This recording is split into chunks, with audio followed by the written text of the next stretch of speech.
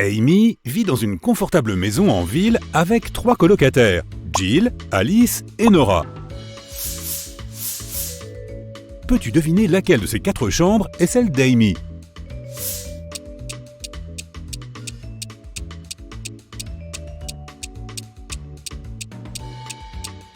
Tu vois ce peigne avec des cheveux verts dans la première chambre? Il semblerait qu'il s'agisse des cheveux de Nora. C'est donc probablement sa chambre.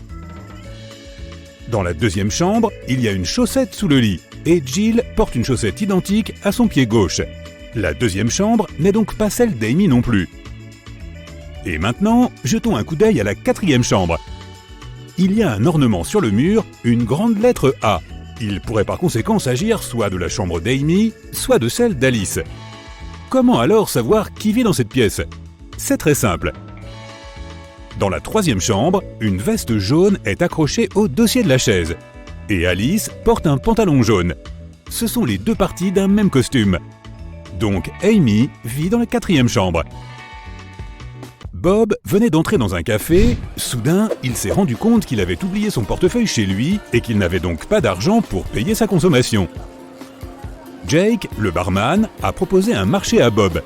Je vais te raconter 3 choses sur moi. Si tu arrives à découvrir le mensonge, ta boisson est gratuite. Bob a accepté. Voici la première chose. Jake a 3 frères. Deuxièmement, Jake déteste la couleur rouge. Et troisièmement, il a un doctorat en philosophie. Peux-tu aider Bob à obtenir sa boisson gratuite?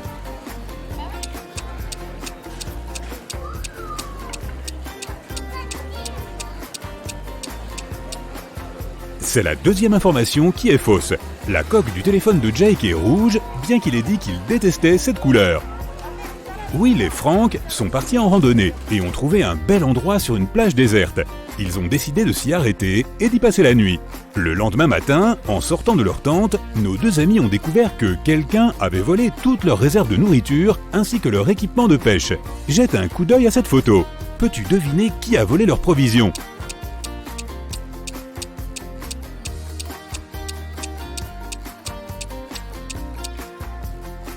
Il n'y a pas de traces d'animaux sur le sable, mais cela ne prouve rien.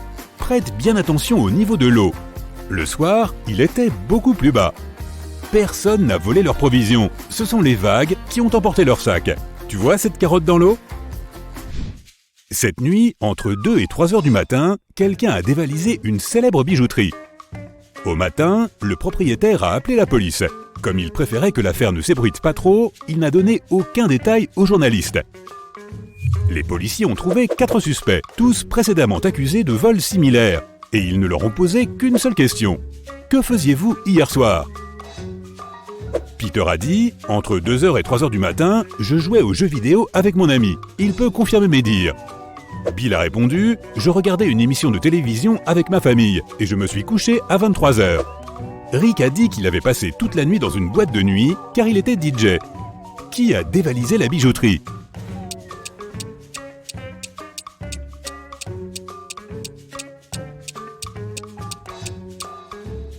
Peter, comment pouvait-il connaître l'heure exacte du cambriolage? Ses clients ont tous l'air plutôt innocents, mais l'un d'entre eux est un voleur. Peux-tu deviner lequel?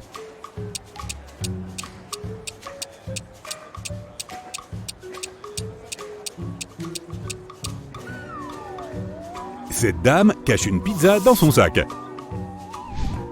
Regarde ces 2 personnes. Laquelle d'entre elles court le plus grand danger?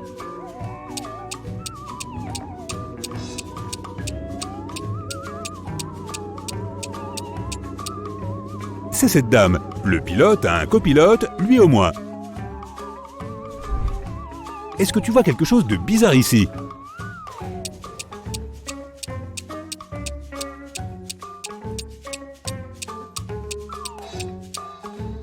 Ce stylo vient d'un autre siècle.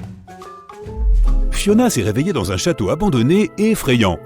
Elle a exploré les lieux et trouvé de vieux meubles et 4 portes par lesquelles elle pense pouvoir s'échapper. Mais derrière chaque porte se cache une créature dangereuse. Un dragon furieux attend derrière la première porte. Le sol derrière la 2e porte est couvert de serpents venimeux. Il y a une gorgone derrière la 3e porte.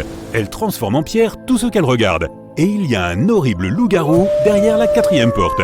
Peux-tu aider Fiona à choisir la porte la plus sûre?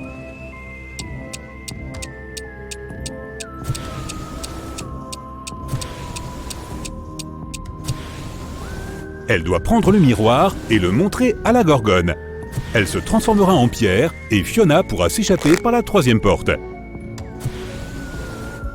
Autrefois, Jill était danseuse professionnelle. Elle a finalement réussi à réaliser son rêve en ouvrant une école de danse à Chicago. Son entreprise est devenue très vite populaire dans le quartier. Mais un week-end, quelqu'un a cambriolé l'école. Le criminel a emporté tout l'argent et a cassé les miroirs. Jill a appelé la police qui a interrogé 4 suspects. Dan a dit qu'il était en voyage d'affaires à Seattle. Anna a dit qu'elle avait passé tout le week-end dans sa station de ski préférée en préparation des Jeux Olympiques d'hiver. Alex a passé le week-end chez lui avec son chien. Et Nina s'est occupée de son petit ami malade toute la nuit. Qui ment?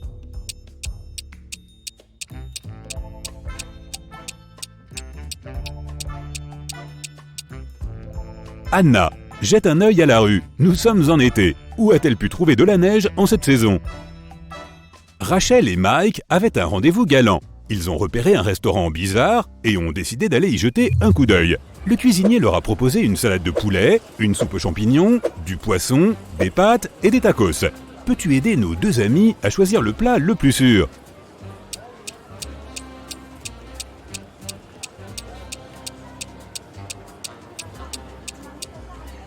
Tu vois tout ce verre brisé dans la salade? Probablement pas l'option la plus saine. Ce poisson est encore vivant. Il y a des vers dans ses pattes. Quant à la soupe, de petites bestioles y nagent.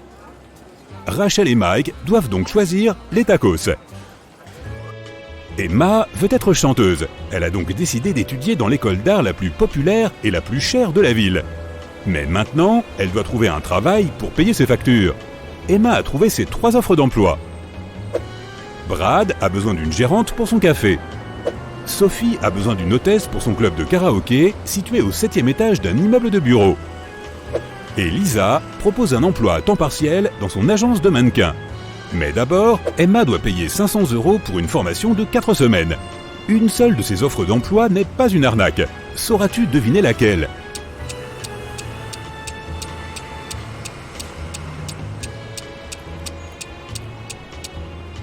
Il n'y a pas de 7e étage dans cet immeuble. Et regarde la photo de Lisa. Quelqu'un a écrit le mot « arnaque » sur sa voiture.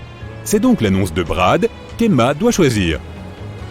Nancy a emmené son fils Peter à la banque pour discuter de sa bourse d'études avec un conseiller. Dès qu'ils sont entrés dans le hall, Nancy a désigné ses 3 managers du doigt en criant « C'est ton père !» Le premier manager a répondu « Madame, je viens d'emménager dans la région. Je ne vous ai jamais vu de ma vie. » La deuxième personne a dit « Je ne peux pas être son père, je suis une femme. » Et le troisième manager a dit « Je crois que nous avons étudié dans la même université, mais nous ne nous sommes jamais parlé. » Peux-tu deviner qui est le vrai père?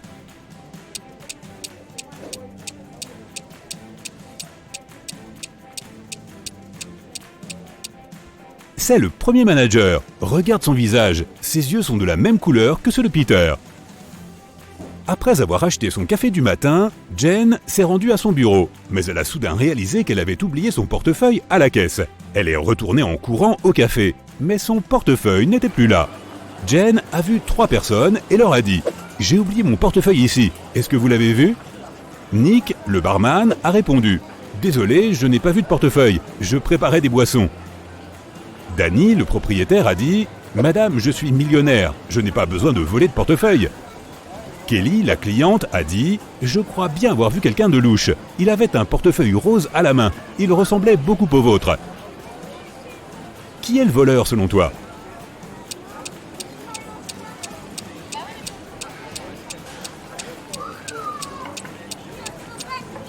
C'est Kelly. Jen n'a pas dit quelle était la couleur de son portefeuille.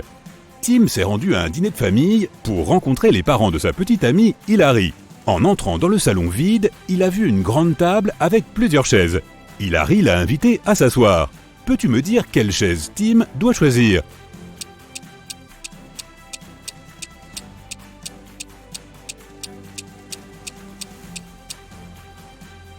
il y a une tasse près de cette place avec « Meilleur papa du monde » écrit dessus. C'est donc celle du père d'Hilary. Cette chaise a un pied en moins, ce serait un peu gênant s'il tombait devant tout le monde. Quelqu'un a laissé une veste rouge sur cette chaise. Hilary porte une veste rouge, donc ce doit être sa chaise. Et quelqu'un a posé un coussin péteur sur cette chaise. Alors, écartons cette option. Il ne reste qu'une seule chaise, il semble que tout ira bien. Bill a obtenu un emploi dans un cirque. Alors qu'il marchait dans la rue après son premier jour de travail, il s'est rendu compte qu'il avait oublié son téléphone au boulot. En y retournant, il a entendu des bruits bizarres provenant de la loge. Il est donc allé voir ce qui s'y passait et a rencontré 3 clowns. Bill a tout de suite compris que l'un d'entre eux était un imposteur. Peux-tu le repérer toi aussi ?